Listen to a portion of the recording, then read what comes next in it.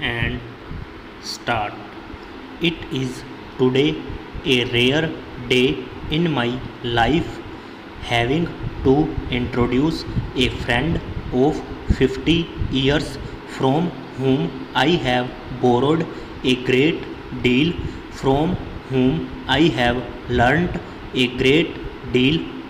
I think it was Lord Keynes who said that in human affairs one should not minimize the role of vested interest, but he had the courage to say that in this view, in the Lord's run, ideas are probably more influential than vested interests. Professor Sen's writings, his life, his work are a standing monument to the living truth embodied in Lord Keynes' that famous quote, "When I was a student at Cambridge," and this I have mentioned very many times, an old book of Professor Pigou influenced me a great deal, and that was the opening chapter of his Economics of Welfare, in which he stated, "When we study economics, our impulse is not philosopher's impulse, knowledge for the sake of knowledge, but for the healing touch that knowledge directly or indirectly may help to bring."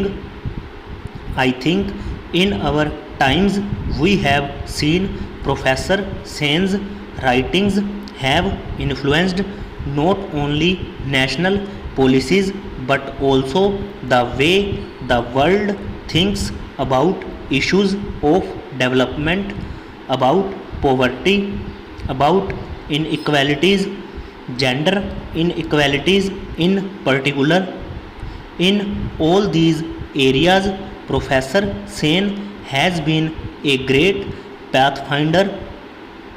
Wonder, I believe he once said, is the beginning of philosophy, and I go back to Pigou when he said it is not wonder but the social enthusiasm which revolts against the joylessness of withered life and the filth of mean streets, which is the beginning of the economic science. Professor Sen is no ordinary economist. He has contributed a great deal to the world of philosophy, our understanding of our past, culture, and civilization.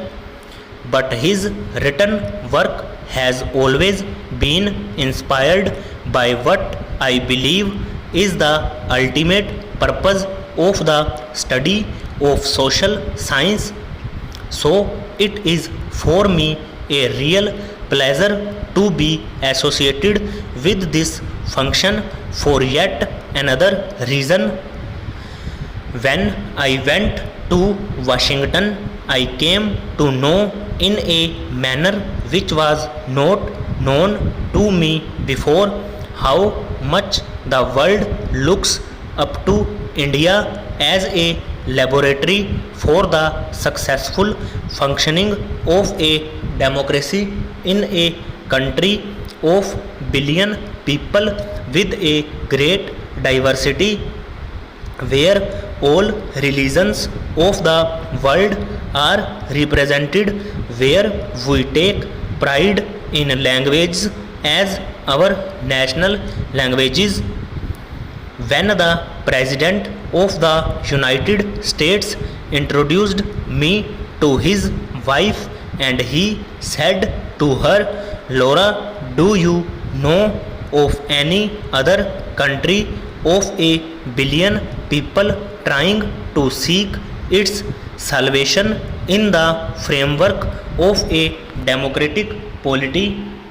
150 million Muslims, but not one of them has joined the rank A1 Qaeda. So it was with deep sense of pride that I heard all that. But we have to practice tolerance, respect for diversity, which is our heritage. If the 21st century is to be Indian century, and I do believe that this century in many ways will be Indian century, because distances are losing their old significance. Advances in science and technology have made it possible as never before that chronic poverty not to be the inevitable lot of a majority of humankind. Also, most societies of the future, thanks to the revolution in transport, in communication, will be multicultural and multi-ethnic. And how then to reconcile the management of this globalization processes with the search inherent in all human beings of searching for their roots. And I think in that quest, our culture, our civilization, our history, I do believe will have important guides.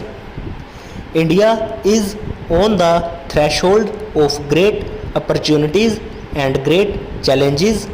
As I have said that poverty removal is an attainable goal, and here works of Professor Sen and his colleagues have illuminated the pathways how this can be realized. I think today more and more people recognize that that's the route to deal with our social and economic problems.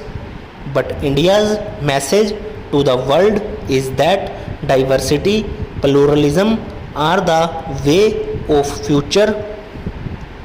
We have lots of challenges at home.